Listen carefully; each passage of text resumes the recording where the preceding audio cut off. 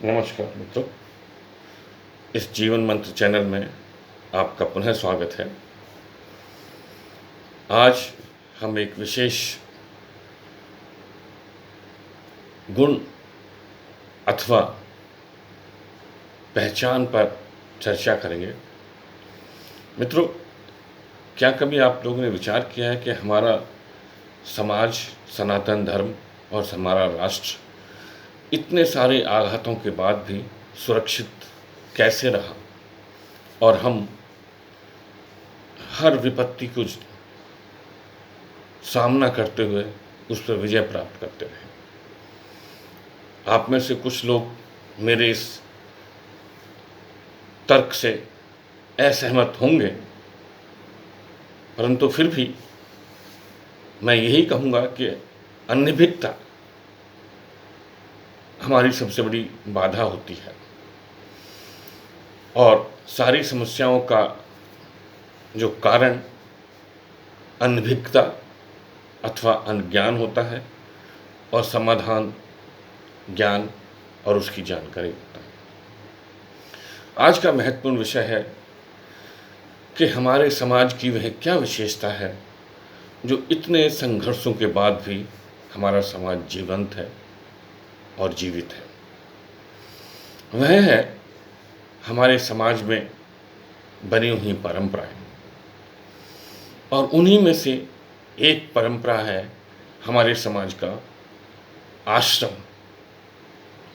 आश्रम परंपरा में हमारे समाज में जीवन को 4 भागों में बांटा गया है। हमारे शास्त्रों की आज्ञा है शतायु भाव, और जीवन 100 वर्ष का जीवन आपका हृष्ट पुष्ट और एक स्वस्थ कर्मयोगी के रूप में रहना चाहिए।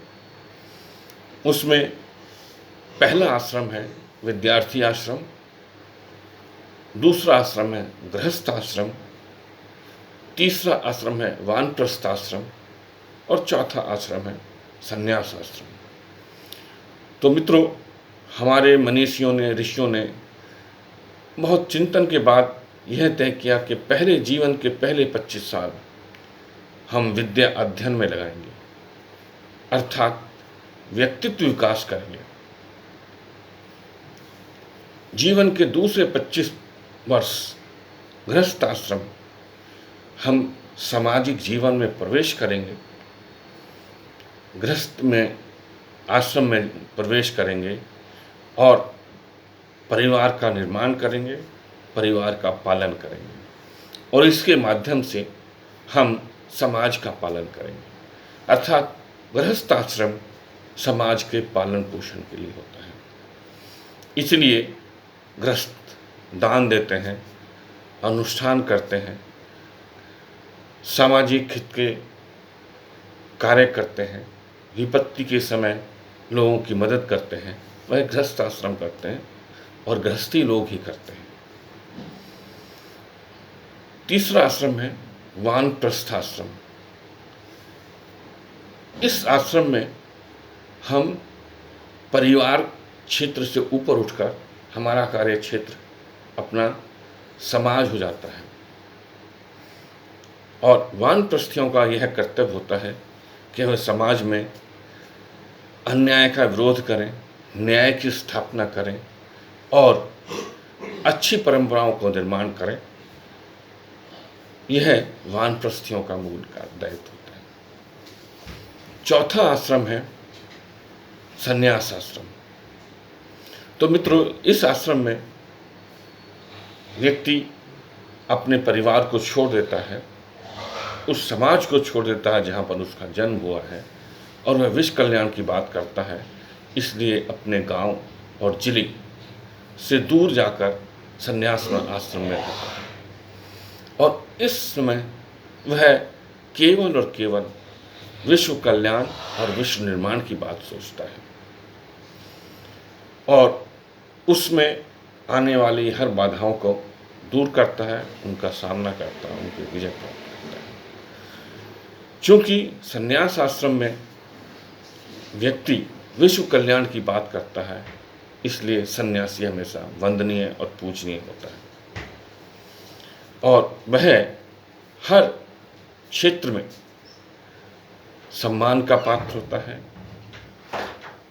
और उसका सम्मान किया भी जाना चाहिए।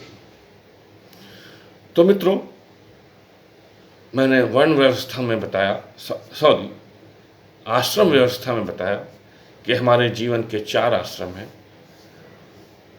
विद्यार्थी आश्रम, गृहस्थ आश्रम, वानप्रस्थ आश्रम, संन्यास आश्रम। यही एक ऐसा आधार स्तंभ हमारे समाज का है जिसने हमारे समाज की रक्षा की है। जब सिकंदर का आक्रमण हुआ था तब यही विद्यार्थी वर्ग और वानप्रस्थियों ने मिलकर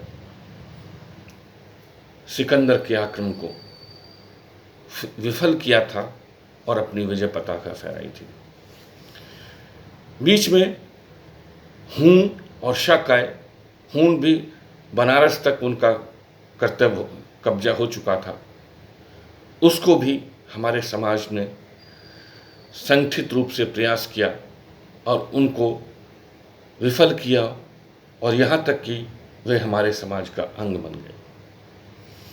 हमारे सन्यासी ही थे कि जब राम जन्मभूमि के संघर्ष में अनेकों बार विदेशी आक्रांताओं को प्रयासों को फेल किया, उन्हें विफल किया, दुर्भाग्यवश या कालखंड की व्यवस्थाओं के वश अथवा हमारे समाज के कुछ गद्दार सदस्यों हिंदुओं के द्वारा वह स्थिति पुनः लौट आई और हमें वह संघर्ष इस सदी तक करना पड़ा और हमें राम जन्मभूमि का अधिकार प्राप्त हुआ। तो मित्रों, यह हमारे समाज की विशेषता है और यह विशेषता ही इस बात की गारंटी है कि हमारा सनातन धर्म सदा सर्वदा विजयी रहेगा। संघर्ष का दौर आएगा और गुजर जाएगा, पर विजयश्री तो हमारी ही होगी।